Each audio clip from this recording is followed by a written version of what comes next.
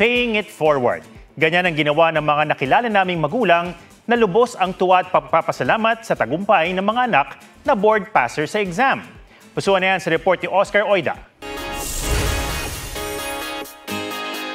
Sino bang aayaw sa libre? Gaya nitong jeepney sa Davao City na ang pamasahe, sagot na ni mamang tsuper na si Edwin Recososa. Bilang pasasalamat daw yan dahil ang anak niyang si Dave pumasa sa November 2025 Civil Engineers Licensure Exams. Hindi ko talaga inasahan na gawin talaga yun ni Papa ko po. Sobrang saya ko po.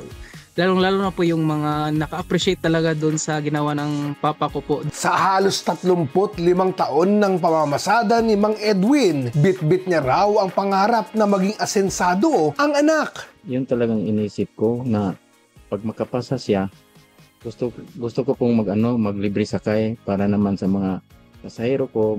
Pangarap ko rin din noon maging engineer kasi kaya walang gera, hindi kapag-aral. Sa kanya ko na lang ibinigay lahat. Maging ang pamilya ni Kay, walang pagsidlan ng tuwa. Nurse na kasi ang kanilang bunso. First take lang, pumasa na si Kay sa Philippine Nurses Licensure Examination. Kaya ang kanyang ama napaluha sa tuwa nang makita ang resulta nitong Nobyembre. Once in a lifetime lang po kasi yun na magkaroon ako ng dadalo lang kasi naman yung anak ko na siya lang yung nakapasa sa board exam. At bilang pasasalamat, nag-share sila ng blessing sa kanilang komunidad sa Cabuyao, Laguna. Nagsalo sa lugaw, pandesal at kape ang mga kabataan. With him doing that po dahil sa gratefulness niya sa pagkapasa ko sa boards, super happy ko po kasi hindi lang within the family yung na-show niya yung gratefulness niya, yung pagiging happy niya po, but sa buong community. Oscar Oida, nagbabalita para sa GMA Integrated News.